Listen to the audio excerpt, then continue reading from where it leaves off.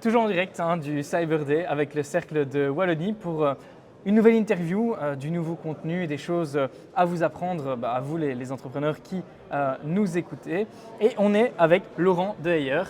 Laurent, bonjour, bienvenue sur le plateau. Bonjour. Merci de nous consacrer un petit peu de ton temps. Volontiers. Alors Laurent, tu es directeur du SOC chez Approach Cyber. C'est ça. Alors rien que dans cette phrase-là, il va falloir m'expliquer énormément de choses. D'abord, c'est quoi le SOC ? Alors le SOC, ça signifie en anglais Security Operations Center. Donc en gros, c'est le centre à partir duquel on va gérer tous les aspects opérationnels de la cybersécurité. Donc en d'autres mots, j'ai parmi mes équipes des personnes qui surveillent en temps réel la cybermenace sur les réseaux de nos clients et qui peuvent amener une réponse s'il y a un incident ou s'il y a une attaque cyber qui est en cours. Nos ingénieurs et nos analystes vont pouvoir la détecter en temps réel et vont pouvoir amener une réponse pour pouvoir stopper cette menace avant qu'elle n'ait un impact sur le business de nos clients. Donc en fait, il n'y a pas que dans les films en fait, il y a vraiment des gens qui surveillent la sécurité des entreprises jour et nuit. Exactement. Et moi dans mon équipe, on intègre aussi bien les aspects sécurité défensifs, donc les personnes qui vont vraiment surveiller, monitorer et aussi implémenter les mesures de protection dans les environnements chez nos clients. Mais j'ai aussi parmi dans mon équipe des spécialistes en sécurité offensive, donc plutôt des personnes qui vont faire ce qu'on appelle des ethical hackers, donc des personnes qui vont aller chez nos clients pour aller tester toutes leurs failles de sécurité sur leur réseau pour pouvoir remettre un rapport et leur proposer des recommandations pour les aider à améliorer leur niveau de sécurité et donc de combler ces failles de sécurité qu'on aura identifiées. Ça, c'est quand même assez impressionnant. Je ne me doutais même pas que ça pouvait exister. Je pensais qu'il n'y avait qu'à l'armée que ça existait, les surveillances comme ça. En tout cas, on travaille en collaboration, souvent avec la défense, et j'ai parmi mes équipes même des personnes qui sont réservistes dans le Cyber Command de la défense. D'accord, ok, oui, donc c'est assez proche quand même. Voilà. Alors Laurent, on n'est pas ici pour parler de ça, mais c'était quand même très intéressant. Alors Approach est partenaire du Cyber Day, donc vous entendez derrière nous, si vous nous écoutez en podcast, il y a un peu de bruit de fond évidemment, et il y a beaucoup de monde ici, donc c'est plutôt une bonne nouvelle. Ça signifie quand même que enfin les PME et les patrons d'entreprise s'intéressent de plus en plus à la cybersécurité de leur bébé, de leur entreprise. Alors en quelques mots Laurent, Approach, qu'est-ce que vous faites? Alors je dis Approach, mais on dit Approach Cyber. On dit Approach Cyber. Donc Approach Cyber, c'est un pur player en cybersécurité et en privacy, en protection des données. Donc c'est vraiment notre cœur de métier. Aujourd'hui, Approach, c'est une centaine de collaborateurs sur différents sites. Donc on a notre site principal qui est ici, tout près de la sucrerie, qui se trouve à Louvain-la-Neuve, à l'Axis Park. On a un bureau aussi à Anvers, puisqu'on a pas mal de clients aussi sur la région flamande. On a un bureau à Bruxelles et on a aussi depuis maintenant un an et demi, un bureau à Lausanne. Donc on étend nos activités aussi à l'international. Alors, on va avoir une thématique avec toi. Si elle n'existait pas, il aurait fallu l'inventer et ça va de soi, puisqu'on parle de Approach Cyber et on va parler justement d'une façon d'approcher la cybersécurité. Approcher la cybersécurité à 360 degrés. Qu'est-ce que ça veut dire Laurent ? Voilà, c'est notre volonté, c'est notre approche chez Approach Cyber, c'est de pouvoir vraiment être considéré comme le one-stop shop de la cybersécurité vis-à-vis de nos clients. Donc on peut vraiment offrir l'ensemble des solutions de cybersécurité dont nos clients ont besoin pour arriver à un niveau de résilience qui est requis maintenant par rapport à la menace informatique qui est de plus en plus présente dans notre vie au quotidien. Et donc aujourd'hui, on a une vision, je dirais, holistique de la cybersécurité. On ne regarde pas la sécurité seulement sous un seul aspect, mais on le regarde sous différentes dimensions. Et donc, on va accompagner le client dans les différentes étapes, dans les différents chemins, dans sa roadmap de cybersécurité. Donc, ça signifie quoi ? Ça signifie qu'on va commencer, par exemple, par proposer à nos clients de faire un état des lieux, un diagnostic de son niveau de sécurité, de son état de maturité et de son niveau de risque. Donc ça, ce sont des solutions qu'on propose via des audits, via des assessments, qui peuvent être faites à un niveau très haut niveau, mais qui peuvent aussi être faites à un niveau très technique, en utilisant les compétences telles que mes ethical hackers, comme je l'ai dit, qui vont effectivement, à partir de chez eux ou du réseau d'approach, attaquer le réseau du client, regarder où sont les vulnérabilités, où sont les failles, et venir en fait ensuite avec un niveau de sécurité et des recommandations que le client va pouvoir ensuite mettre en œuvre au fil de temps, au fil de l'eau, selon un niveau de priorité et de recommandation qu'on a fait. Pardon, je voulais juste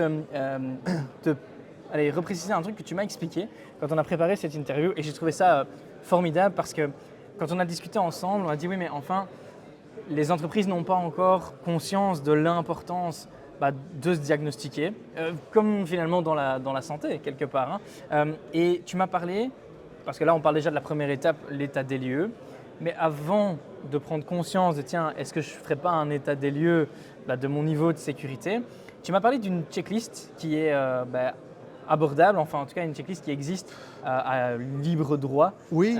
Est-ce que tu peux m'en dire un peu plus pour Oui, les donc c'est une checklist qui enfin, tu l'appelles une checklist, c'est un cadre ou un référentiel qui a été documenté, qui a été créé par le CCB, donc le Centre pour la cybersécurité en Belgique, qui a défini un cadre selon différents niveaux de maturité ou différents niveaux de taille d'entreprise ou de criticité d'entreprise et qui permettent à chaque entreprise de pouvoir utiliser ce cadre-là et de pouvoir le comparer par rapport à sa situation. Et donc ce cadre s'appelle le CyberFun, Cyber Fundamental. Donc si vous tapez sur Google CCB CyberFun, vous allez tomber directement dessus. Et donc là, il y a différents niveaux de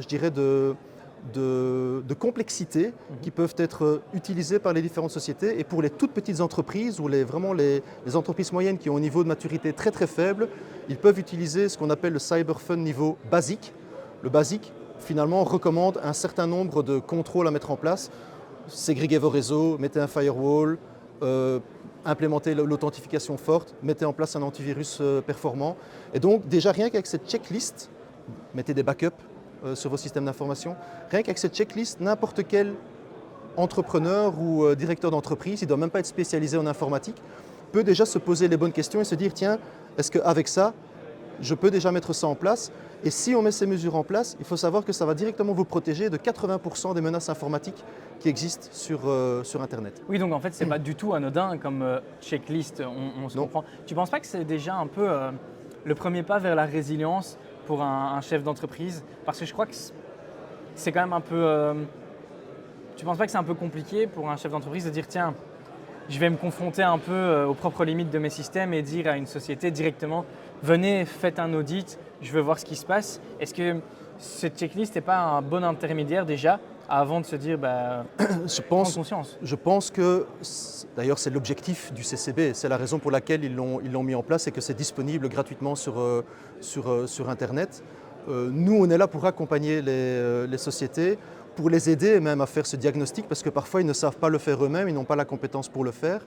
Et nous on est là pour apporter aussi notre expérience, notre expertise, qu'est-ce qu'on voit chez nos autres clients, par quoi est-ce qu'on commence, parce que ça, le framework, le cadre ne vous explique pas par où commencer. Donc si je dois faire des choix, j'ai une enveloppe budgétaire de X, et pour mettre en place l'ensemble des mesures, j'ai besoin d'une enveloppe budgétaire Y. Par où est-ce que je commence? Quelles sont les étapes principales? Et nous, c'est notre valeur ajoutée, c'est de pouvoir aussi conseiller sur quel type de solution, parce qu'on dit qu'il faut mettre un antivirus. Oui, mais quel est l'antivirus le plus adapté à ma société? Quel est celui qui répond le plus à mes besoins?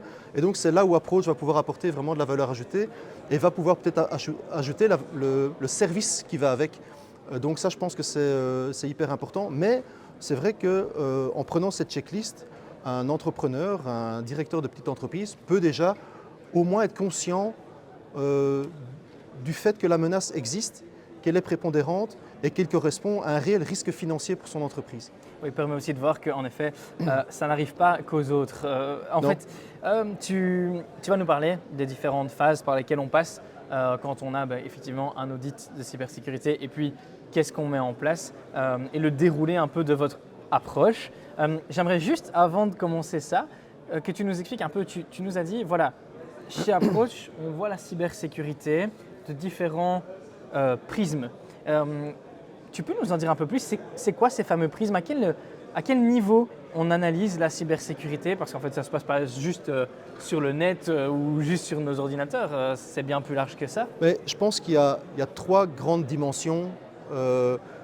D'ailleurs, quand on parle de digitalisation, quand on parle d'informatique, donc c'est même pas lié, je dirais, à de la cybersécurité. Mais pour moi, il y a toujours trois grandes dimensions qu'il faut évaluer. Il y a l'aspect humain de la cybersécurité.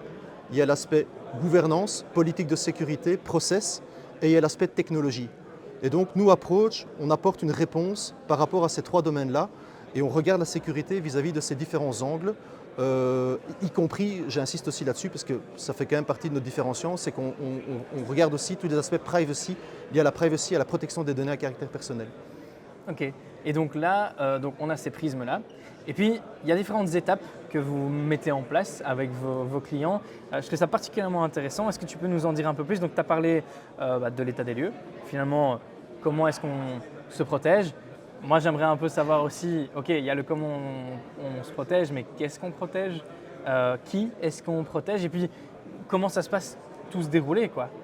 Mais oui, donc quand on est dans cette phase de diagnostic ou d'état des lieux, la première question qu'on va poser à notre client, c'est quels sont vos crown jewels? Où sont vraiment vos actifs qui ont le plus de valeur et qui sont le plus cruciaux pour vous? Est-ce que ce sont vos données? Est-ce que ce sont vos processus? Est-ce que ce sont vos personnes? Quels sont les actifs sur lesquels on doit vraiment protéger, sur lesquels on doit mettre l'accent? Parce que tout protéger, on ne va pas pouvoir le faire, il va falloir mettre des priorités.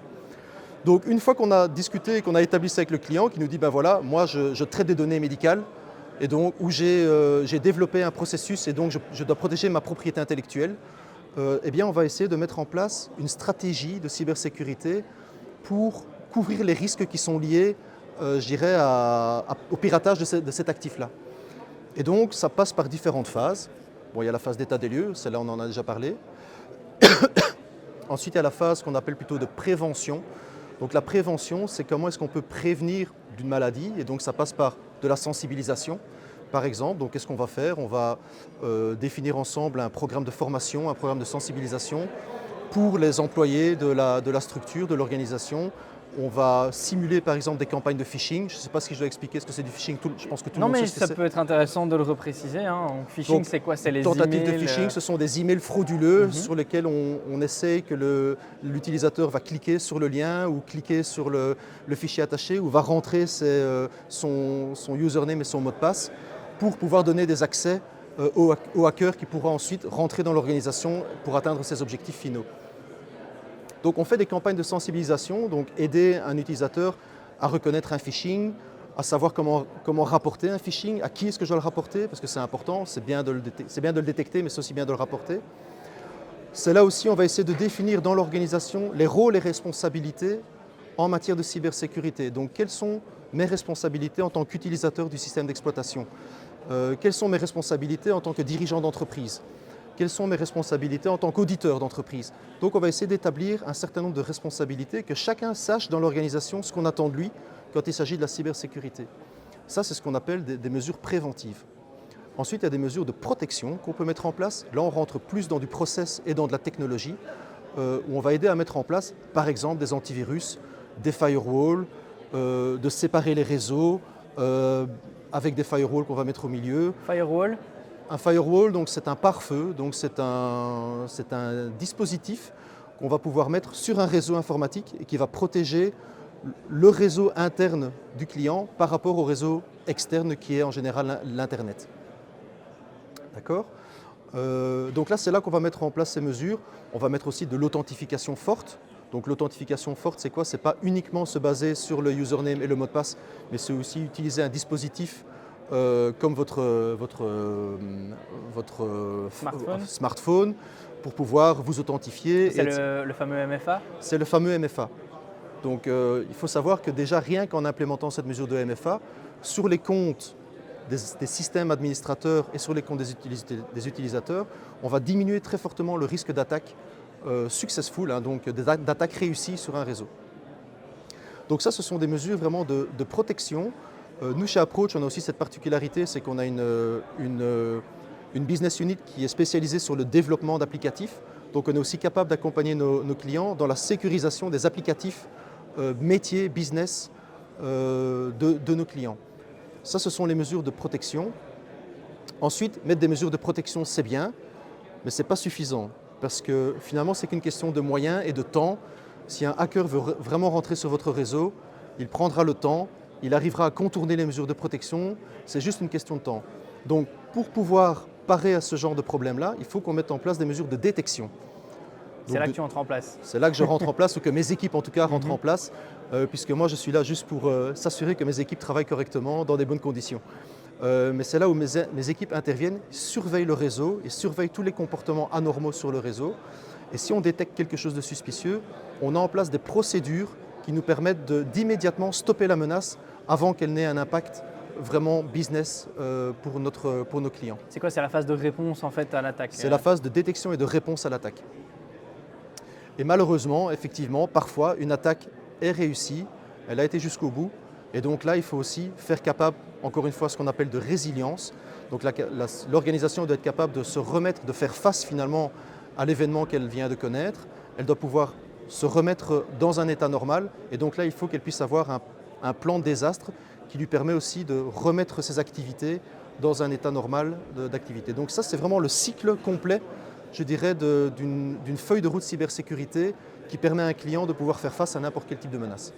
Je dis souvent qu'un petit dessin vaut mieux qu'un long discours, mais est-ce que tu as un exemple d'un cas qui s'est déroulé et où on peut illustrer un peu ces phases, par exemple, je sais pas, un ransomware ou même juste un phishing On a des cas, chez Approach, on a des cas presque quotidiens, donc c'est courant. Mais c'est vrai qu'on a été amené à aider un de nos clients qui a été victime d'un ransomware. Et donc effectivement, il y avait des mesures de protection qu'il n'avait pas mises en place correctement. Donc par exemple, il n'avait pas mis en place le Multi-Factor Authentication, le MFA. Il n'était pas en place pour les comptes administrateurs. Et donc ça a permis aux hackers de pouvoir trouver le mot de passe de l'administrateur réseau. En plus de ça, il y avait certains systèmes qui n'étaient pas patchés, donc il n'a pas mis les mises à jour de sécurité en temps et en heure. Et donc ça a profité aux hackers pour pouvoir établir ce qu'on appelle un accès initial dans le réseau. Une fois qu'il est rentré dans le réseau, il a réussi à bouger latéralement sur tout le réseau parce qu'il n'y avait aucune mesure de détection. Donc finalement, on n'a pas vu que le pirate était dans le réseau, qu'il était en train de s'infiltrer sur toutes les machines, et on n'a pas vu le moment où il a activé le ransomware. Donc ça, les mesures de détection n'étaient pas en place. Ensuite, ce qu'on a aussi observé, malheureusement, c'est que quand l'incident a eu lieu, on s'est réunis avec mon client et les différents intervenants, donc le responsable IT, le responsable communication, etc. Et on s'est rendu compte qu'ils se regardaient tous un petit peu en chien de faïence. À qui la faute? Pas à qui la faute, mais qui fait quoi? Ah oui. Comment est-ce qu'on réagit? Donc ils n'étaient pas préparés, donc il n'y avait pas de rôle et responsabilité qui étaient définis, il n'y avait pas de plan de réponse qui était défini, il n'y avait pas de plan de communication qui était défini, rien n'était défini. Et donc on s'est retrouvé dans un environnement un petit peu chaotique, ce qui a finalement ralenti très fortement le processus de recouvrement aux activités normales. Donc ça, ce sont les mesures de prévention qui auraient pu être mises en place, c'est de définir un plan de réponse aux incidences, de définir des rôles et responsabilités, d'activer les bonnes ressources au bon moment. Si ça avait été fait, on aurait gagné du temps et peut-être qu'on n'aurait même pas eu affaire à cet incident. Par contre, bonne nouvelle, notre client avait quand même des bons backups qui étaient bien sécurisés et donc on a pu rétablir quand même une certaine partie de ces données de manière assez rapide. Et donc en termes de disaster recovery plan, il était quand même plus ou moins bien fourni et donc il s'en sort plutôt pas mal. Mais donc ça illustre un petit peu l'importance de ces différentes phases lors d'une attaque cybersécurité. Finalement, pour conclure un peu tout ça et je vais dire résumer le message qu'on a à faire passer justement aux entrepreneurs, aux cadres ou simplement aux chefs d'entreprise qui nous écoutent aujourd'hui ou un peu plus tard après l'événement. Comment est-ce qu'on résume alors, selon Approach, les bonnes pratiques à mettre en place au sein de son entreprise? Ça, c'est une question qui n'est pas facile à répondre. Encore une fois, je pense que ça va dépendre surtout de l'appétit au risque qu'une société va avoir. C'est sûr que la cybersécurité, ça représente un certain investissement qui doit être balancé par rapport aux risques que la société est prête à accepter au sein de son organisation. Malheureusement, aujourd'hui, je pense que très peu de chefs d'entreprise ne sont pas en mesure de pouvoir mesurer clairement leur niveau de risque. Et donc, ils ont l'impression que leur niveau de risque est très bas, alors qu'en fait, il est très haut, mais ils ne s'en rendent simplement pas compte. C'est pour ça que de faire ce diagnostic, cet état des lieux, est super important. Et juste, je voudrais rajouter une note, c'est que surtout en Wallonie, il existe des chèques entreprises dont peuvent bénéficier l'ensemble des PME sur le tissu économique wallon, qui subsident jusqu'à 50 000 € sur 3 ans, et subside à 75% de la prestation. Donc une société PME n'a aujourd'hui plus d'excuses en fait pour ne pas faire ce diagnostic, peut faire appel à une société comme Approach puisqu'on est certifié ou labellisé chèque entreprise et donc on peut accompagner les sociétés. Je pense que c'est important surtout de mentionner ces chèques entreprises parce que je pense que très peu de gens le savent. Mais effectivement, je pense que par rapport à revenir à la question, quelles sont les bonnes pratiques? Faites attention à vos mots de passe. implémenter de l'authentification forte, patchez vos systèmes, mettez des mesures de protection qui sont suffisamment modernes, parce que j'en entends parfois qui me disent « ouais mais j'ai un antivirus, ouais mais attends, il n'est plus à jour depuis 10 ans ton antivirus, ça ne sert plus à rien ». Et donc je pense que reprendre les contrôles qui sont définis dans le Siphon Basic, je pense que c'est déjà une bonne base pour augmenter son niveau de maturité de manière sensible. Mais après, je le répète, ça dépend d'une société à une autre et ça dépend des actifs qui sont les plus importants pour cette société. Comme je le disais, c'est ma propriété intellectuelle, ce sont mes données médicales, c'est mon processus métier, ça va vraiment dépendre d'une société à une autre. Mais comme quoi, on ne le dira jamais assez. Donc non seulement il n'y a plus d'excuses, ça c'est un, et deux, faites-le avant pour éviter les ennuis après. Je pense que c'est un peu le mot d'ordre de ce Cyber Day, vraiment. Laurent, merci d'avoir accepté notre invitation. Merci pour ton partage de connaissances. Donc on peut te retrouver via Approach Cyber, à Louvain-la-Neuve et partout ailleurs. Partout ailleurs, oui. Vraiment. Je te souhaite un excellent salon et puis on se retrouve sans doute tout à l'heure. Et nous, on se retrouve très très vite pour encore un nouvel épisode. À très très vite.